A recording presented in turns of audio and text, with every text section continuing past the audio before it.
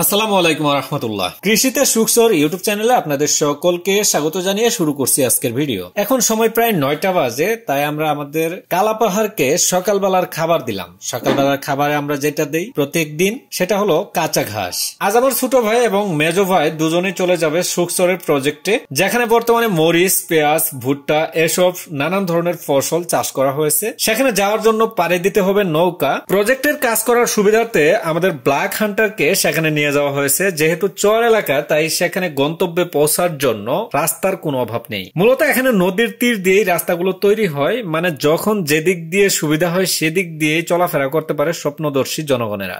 সুখসরের এবং অন্যান্য প্রজেক্টগুলোর দৃষ্টিনন্দন প্রতিবেদন দেখতে হলে চোখ রাখুন কৃষিতে সুখসর ইউটিউব চ্যানেলে। আর এই চ্যানেলটি যদি এখনো সাবস্ক্রাইব না করে থাকেন, অবশ্যই এক্ষুনি চ্যানেলটি সাবস্ক্রাইব করে বেল বাটন ক্লিক করে রাখুন, তাহলে আমাদের প্রতিবেদনগুলো সবার আগে আপনার কাছে পৌঁছে যাবে। খুব শীঘ্রই দেখা ও কথা হবে নতুন ভিডিওতে।